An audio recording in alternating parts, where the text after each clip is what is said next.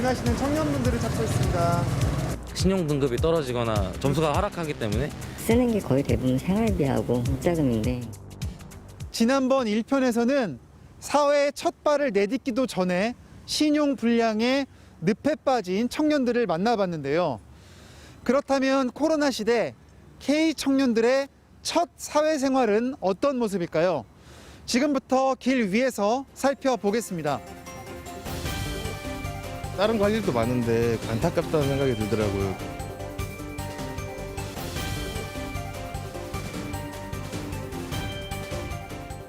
무직 상태인 청년분들이 만든 회사가 있다고 해서 한번 와봤습니다.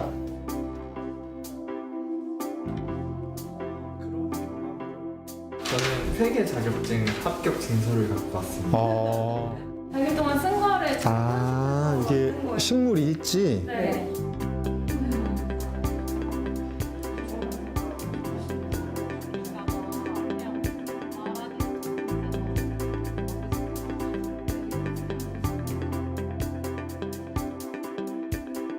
네. 네, NET. 여기 자막 나가고 있거든요, 지금. 네. 고용이나 학교에 소속되어 있지 않으면 바로 고립되는 구조거든요.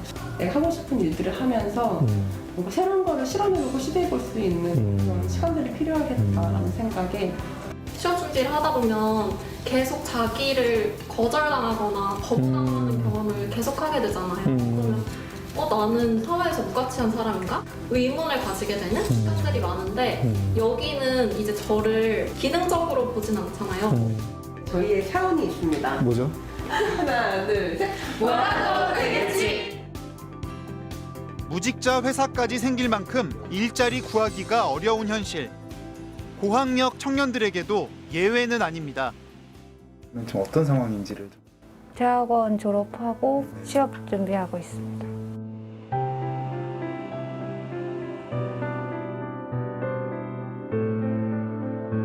그럼 총 학자금 대출 액수가 6천 조금 넘게 있었고요. 그럼 한 달에 얼마씩 상환하고 계십니까?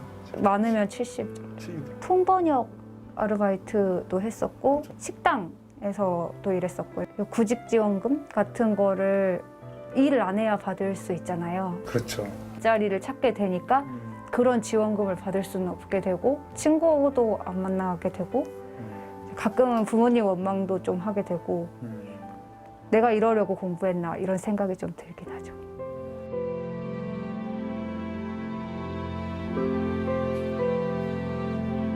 이거 정말 하고 싶다. 그런 거 있을까요?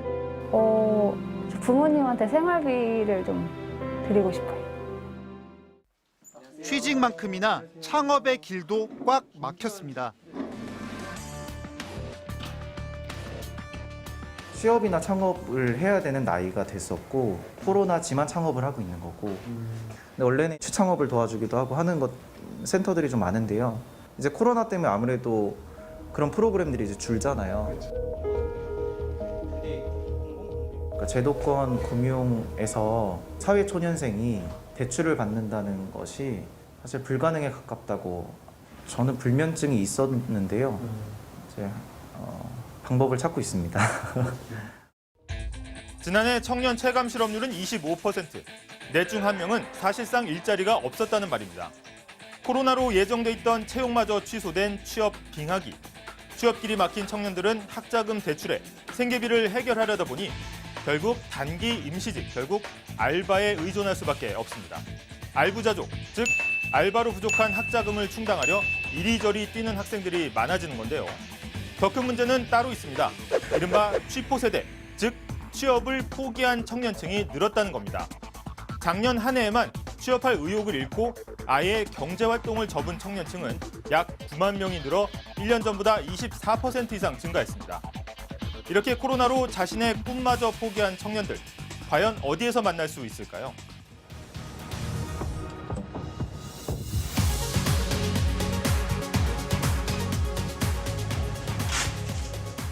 이 일 시작하신 지 얼마나 되셨습니까?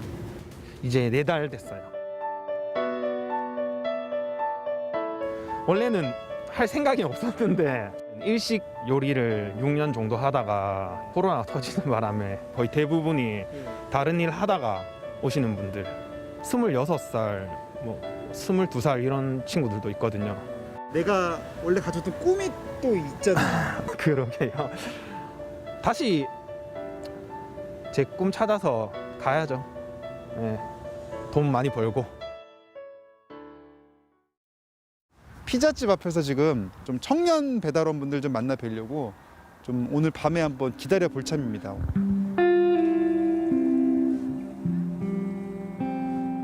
저는 그냥 따로 가게를 하고 있어가지고 그냥 밤에 운동하려고. 그 가게는 잘 돼요? 잘 되진 않아요. 코로나 때문에 사람이 많이 없으니까요. 배달 오시는 분들 대부분이 좀 젊은 분들 아니면은 뭐 취업을 준비하시는 분들. 플랫폼 노동, 특히 배달업의 청년들이 몰리다 보니 기존 배달원들과의 경쟁도 심해졌습니다. 도보나 킥보드, 자전거 이런 분들은 좀 가까운 거리를 노출을 시키고 저희들은 이제 멀리만 갔다 오고 수입이 한 10% 정도는 주는 것 같아요. 저는 뭐 배운 게 이거라서 어쩔 수 없이 하는데 그 학생들은 아직 젊잖아요. 다른 거 할 일도 많은데 굳이 위험하게 오토바이를 타야 하나 싶기도 하고 안타깝다는 생각이 들더라고요.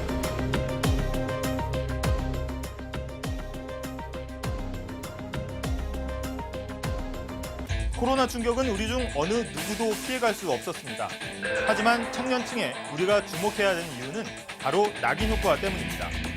청년층이 막 사회에 첫 발을 내디딜 시점에 경제 위기로 취업 기회를 잡지 못하면 상황이 좋아진다 한들 이들은 계속해서 저임금과 실직이라는 악순환에서 빠져나오지 못하는 겁니다.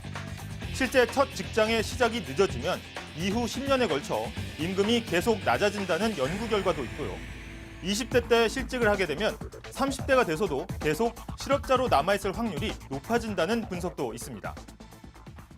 원하는 분야에서 경력을 쌓으며 꿈을 향해 나아가기는커녕 코로나 세대로 낙인 찍힌 채 영영 성장의 기회를 박탈당할 위기에 놓인 청년들.